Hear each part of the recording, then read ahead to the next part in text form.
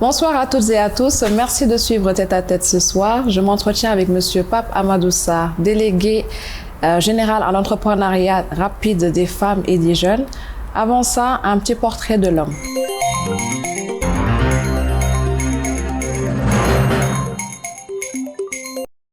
La DER-FJ est conduite par Monsieur Papa Amadou Sarr, directeur général de l'entrepreneuriat rapide au cabinet du président de la République du Sénégal. Il est diplômé en gestion financière publique de la JFK School of Government de l'université Harvard. Il est également titulaire d'une maîtrise en affaires publiques de Sciences Po Paris et d'un DEA en économie de l'École des hautes études en sciences sociales de Paris en France. Monsieur Sarr a travaillé en tant que directeur général des services financiers et de la compétitivité et comme conseiller technique principal au ministère de l'Économie, des Finances et du Plan. Il a été responsable du programme pour l'Afrique de l'Ouest et du Centre à la Fondation Bill & Melinda Gates. Il a auparavant été coordinateur régional et analyste politique au Centre de développement de l'OCDE à Paris.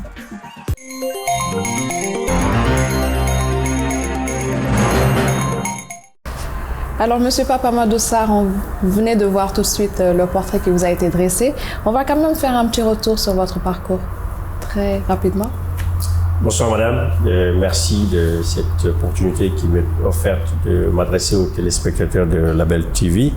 Je suis en effet Papa Amadou Sarr, délégué général à la délégation générale à l'entrepreneuriat rapide pour les femmes et les jeunes, une structure mise en place par le président Macky Sall en fin 2017. Avant cela, j'ai fait 3 ans au ministère de l'Économie, des Finances et du Plan comme conseiller technique du ministre des Finances, M. Amadou Ba, puis directeur général du secteur financier et de la compétitivité. Auparavant, j'ai fait 3 ans aux États-Unis à la fondation Bill & Melinda Gates Foundation à Seattle. Et avant cela, j'ai passé 5 ans à l'Organisation de coopération et de développement économique, OCDE, à Paris, où j'ai fait mes études supérieures.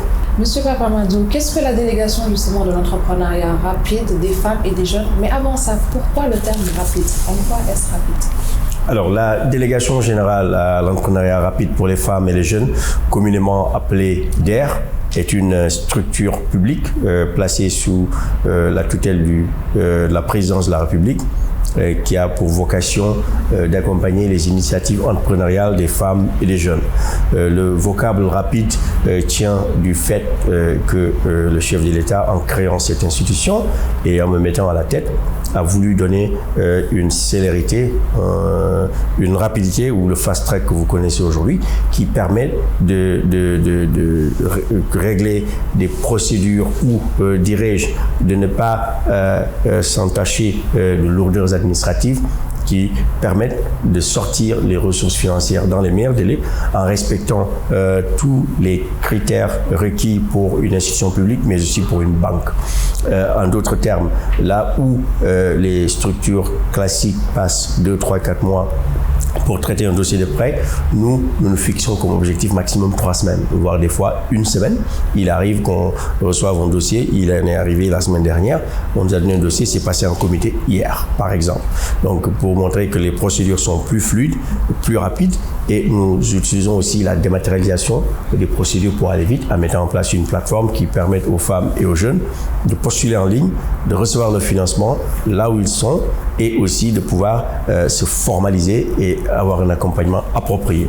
C'est de là d'où vient le terme rapide. Votre structure est rattachée, comme vous dites, à la présidence de la République. Du coup, qui contrôle? On a un organe de contrôle, le conseil d'orientation de la délégation générale de l'entrepreneuriat rapide pour les femmes et les jeunes, qui est composé de représentants des différents ministères sectoriels, finances, économie, agriculture, élevage, pêche, etc., avec un président de conseil d'orientation. Et nous sommes rattachés directement au ministre d'État, secrétaire général de la présidence de la République. Quels sont les outils qui sont mis à disposition justement pour accompagner ces entrepreneurs qui peut réellement en bénéficier? Quels sont les critères? Alors, nous avons un budget annuel de 30 milliards de francs CFA qui permettent d'accompagner les femmes sans limite d'âge et les jeunes hommes avec une limite d'âge de 40 ans, de 18 à 40 ans, pour pouvoir accompagner leurs initiatives entrepreneuriales. Au-delà du financement, nous faisons aussi de l'accompagnement technique, sur ce qui est formation, renforcement des capacités, mais aussi la partie formalisation du business pour les structures qui sont dans l'informel, par exemple. Nous les accompagnons à se formaliser, à obtenir le registre de commerce, les NINEA et toutes sortes de paperasses qui leur permettent vraiment de devenir formels, de payer des impôts et de grandir. En plus de cela, enfin, nous mettrons en place un système de création de débouchés et d'opportunités pour les entrepreneurs que nous finançons, avec des guichets spéciaux dédiés aussi aux personnes vivant avec un handicap, avec un taux de 0% pour aider ces personnes à s'insérer dans le tissu socio-économique. Un exemple type, par exemple, je suis jeune, j'arrive avec mon projet, mon business plan, je viens à l'ADER, comment ça se passe? Alors, vous avez vu, on est en open space, vous venez, vous avez un projet, disons que vous voulez acquérir du matériel pour votre chaîne de télévision. Vous allez voir notre spécialiste audiovisuel qui vous reçoit, vous faites votre requête. Dorénavant, on le fait même en ligne déjà, www.der.sn, qui permettent de postuler en ligne et d'avoir une réponse en ligne. Et s'il y a besoin, on vous demandera de venir ici pour rencontrer le conseiller en entrepreneuriat, ou on se déplace chez vous pour aller regarder l'existant pour ceux qui sont déjà en activité. Après cette étape faite, on vous demande vos besoins en investissement, mais aussi en fonds de roulement. Et l'équipe analyse. Il y a tout le temps un binôme ingénieur, technique et financier pour permettre de faire une analyse technique et financière du dossier. Et après, ça passe en comité d'investissement que moi-même je préside.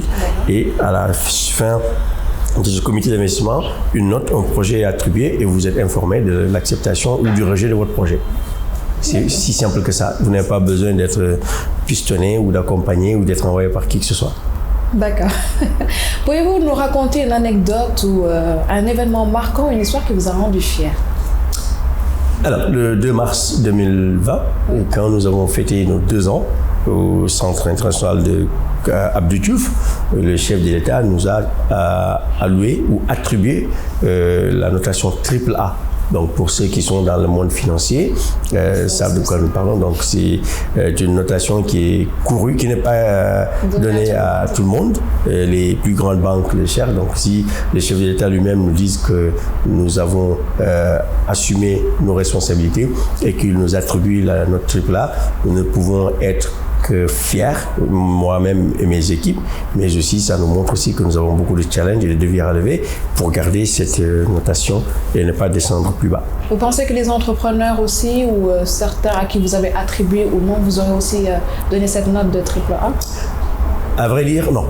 Je serais peut-être B+ ou B-, parce qu'il y a de petits récalcitrants qui n'ont pas encore payé avant le Covid, mais nous sommes généralement en taux de recouvrement un peu satisfaisant depuis de l'ordre de 70%.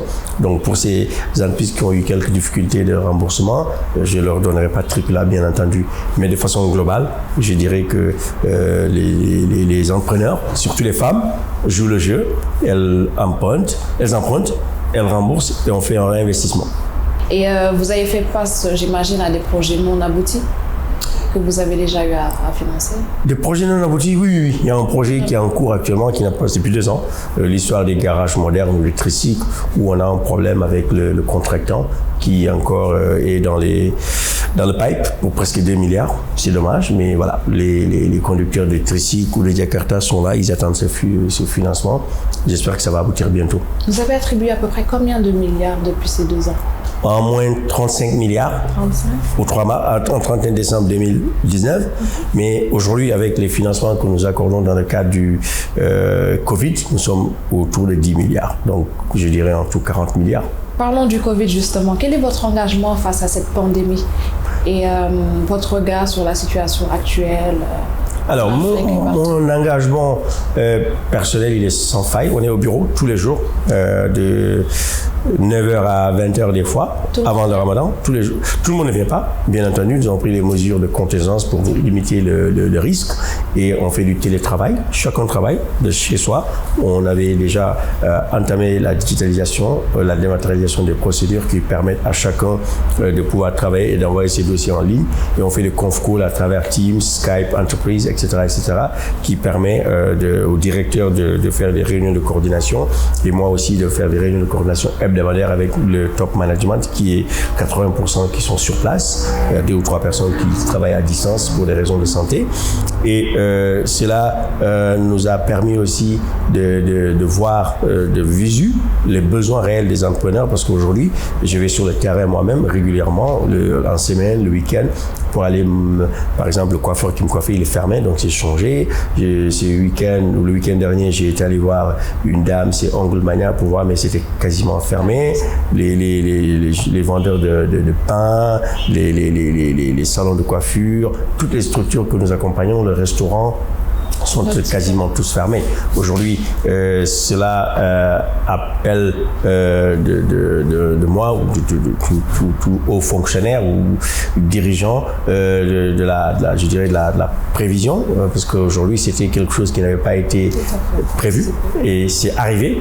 Maintenant, il faut souhaiter que cette crise passe très rapidement pour que l'activité économique et la production reprennent, parce que nous avons besoin de recettes, nous avons besoin de ressources, nous avons besoin de financer le secteur privé, les PME, les TPE, les entreprises, pour que l'économie redémarre. Parce qu'aujourd'hui, nous allons avoir une coupe budgétaire énorme de façon globale, qui est fait du fait que les recettes de l'État ne suivent pas, et donc la croissance économique qui était prévue autour de 6,7% va être ressentie. On sera à moins de 5%, a priori même 3%. Là où il y a des pays qui sont déjà en récession. On est à moins 3, moins 4, moins 5, moins 6% dans certains pays. Donc voilà, vous avez vu, il n'y a plus d'avions qui volent, il n'y a plus de bateaux quasiment pas, les restaurants sont fermés, les salles de cinéma sont fermées, tout est fermé. Et face à ça, vous comptez très vite rebondir, apporter des solutions. Oui, et on est obligé, parce qu'aujourd'hui, je parle tout le temps, moi, de la triptyque des 3 R. Il y a la phase post sur laquelle, tout de suite, le chef de l'État a mis le cap pour essayer de contenir ou d'endiguer la crise. Il y a la phase actuellement qu'on dit résilience pour essayer d'être résilient, de soutenir, de contenir la crise, de garder les emplois, de pouvoir s'approvisionner à temps. Et la dernière phase qu'on appelle relance, qui va être, si vous voulez, la phase la plus dynamique et la plus attendue pour réinvestir, rebooster l'économie, permettre aux entreprises de bouger, de trader, d'exporter, d'importer, etc. Vous avez appuyé particulièrement les start-upers du numérique et encore vous avez financé un projet de 10 000 masques. Qu'en est-il ? Oui, alors quand la crise est arrivée, beaucoup de startups m'ont contacté, m'ont appelé, des PME disaient on va fermer. Il y en a qui ont fermé, il y en a qui sont à l'arrêt, il y en a qui marchent avec 2 ou 3 employés. Donc il fallait faire quelque chose. Vous avez vu la distribution alimentaire, vous avez vu tout ce qui se passe à l'hôpital avec les masques, etc. Donc les gens sont venus nous voir.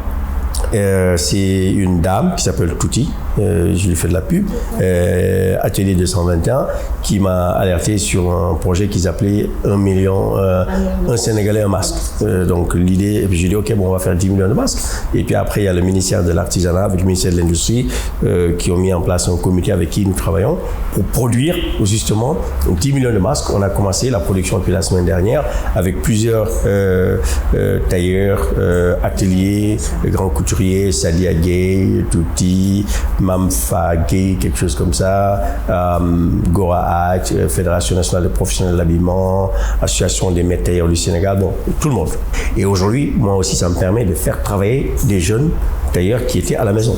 Donc c'est plus de 3000 tailleurs sur l'ensemble du territoire qui s'activent. Aujourd'hui, si vous allez à Diamniadio, au niveau de CNH ou Afritex, ou à la Solida avec Sartoricen, à Thiès avec NSTS, vous voyez des centaines ou des milliers de femmes en train de coudre des machines à la chaîne.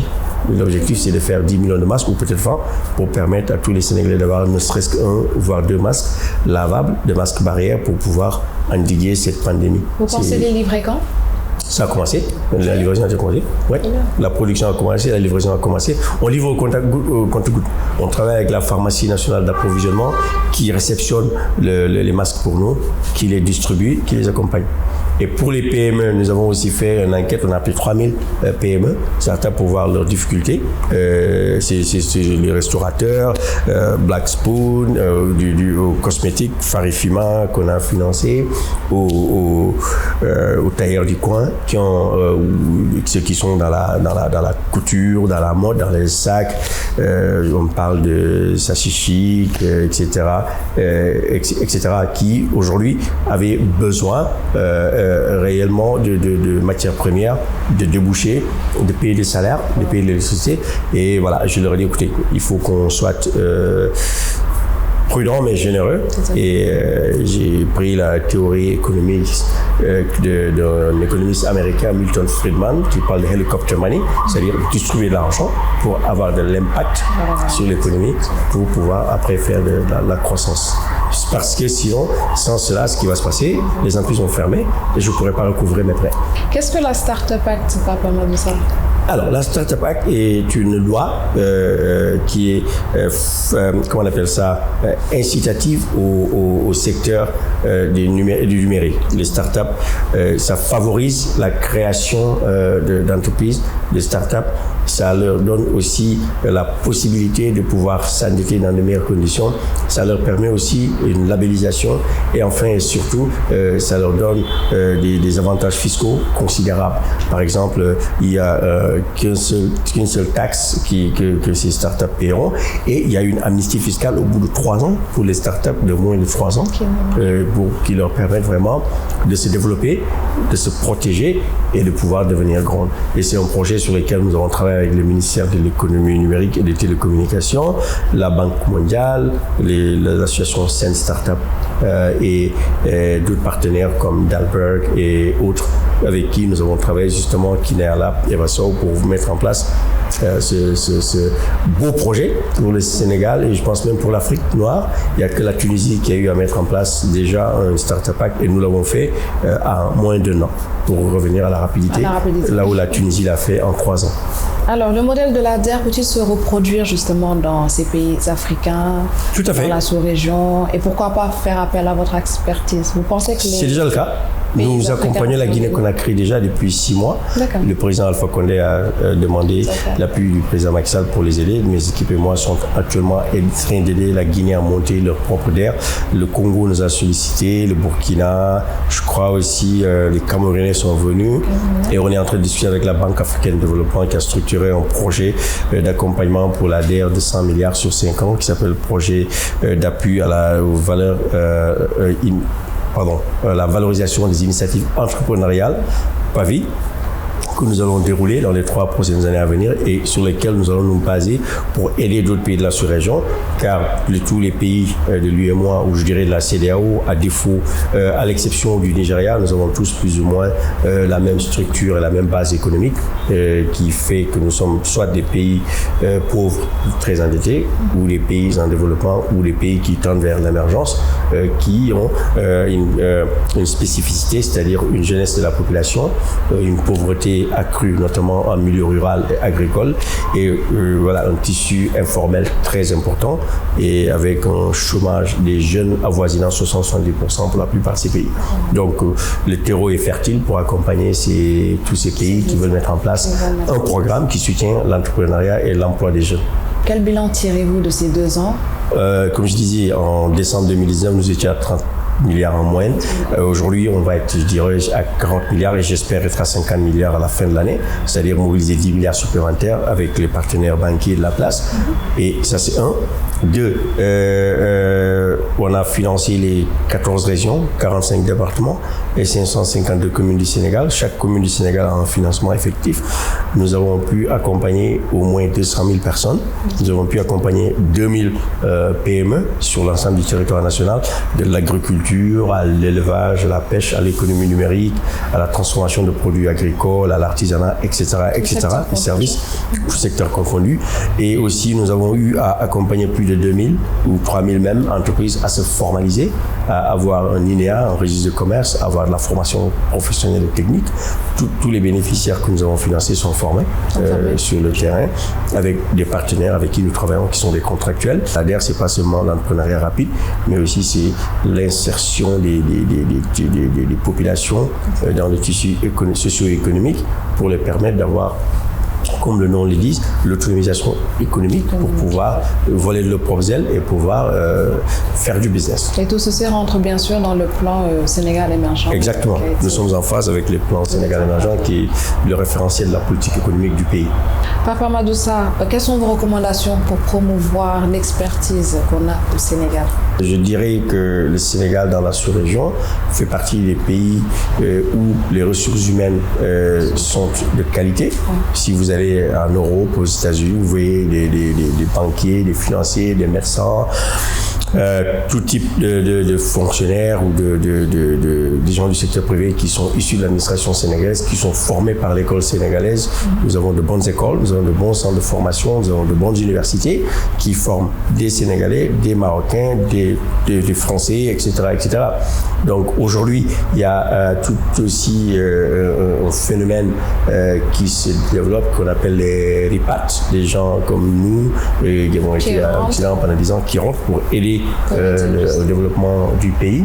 Et le Sénégal a besoin de ces talents, de ces expertises, des jeunes et femmes qui ont été formés à l'étranger ou qui ont travaillé à l'étranger, qui rentrent pour contribuer au développement économique sénégalais. Et l'expertise sénégalaise s'exporte aussi quand tu vas au Gabon, au Mali, au Burkina, un peu partout. La plupart des grandes entreprises multinationales ou des organisations des Nations Unies, Banque mondiale, FMI, etc., sont dirigées souvent par des Sénégalais. Donc on peut être fier de l'expertise sénégalaise. Très bien. Votre mot de la fin? Mot de la fin, vivement que le Covid parte et que l'activité économique reprenne. Merci de nous avoir suivis. Je vous donne rendez-vous prochainement avec un autre invité pour Tête à Tête. Merci.